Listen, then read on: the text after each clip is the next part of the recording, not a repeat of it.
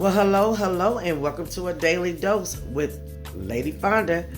Coming in tonight to talk a little bit about a subject, meltdown. So, the definition of a meltdown to me is when you get like super overwhelmed and you just break down. Some people break down in different ways. Some people cry. Some people have an anxiety attack. Some people get really angry and start going off. But you're melting, okay? You've broken down. You're having a melting attack. I'm gonna be transparent because for me, I feel like every so often, it's going to happen, and there's nothing I can do about it. You can only take so much, you can only build up so much inside until you have to just release it. Now, I try to have my meltdowns on my personal time. I don't try to bring anybody else in it or, allow anybody else to take whatever I'm feeling. I try to deal with it within myself.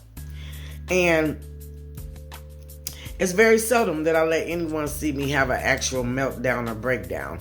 And what's crazy about it is, you may be having a meltdown and something may trigger it. Something may happen and trigger it. But then as you're having that meltdown, you're melting down about like everything that may have happened in the last 6 months or, since the last time you had a meltdown. And I think it's okay to have a meltdown. I think it's okay because you have to release things. You can't carry things, inside always, because that's going to lead to other issues. That's going to lead to stress. That's going to lead to depression. That's going to lead to anger and, lead to feeling like you're not worthy or no self-worth and low self-esteem. I mean, it all kind of comes together there when you carry things and you don't have that meltdown to let it out. All right. So for me, I don't like work to have a meltdown or anything like that, but hey, I know it happens when it hits. I like to go ahead on and cry it out, yell it out, scream it out, whatever I got to do and get that thing out of there so that I can pick up and keep moving. Because also what meltdowns do, if you don't release, it gives you this big backpack that you're carrying with you. And that thing is getting heavier and heavier because as you travel along the way, you're going to get more and more things that come on you. And if you never release, then you're dragging tons and tons of different issues that you could have been then melted down, got rid of, before you start picking up more instead of bringing all that along with you. For many years, I carried a lot of things, that was unnecessary to carry, and a lot was other people's situations.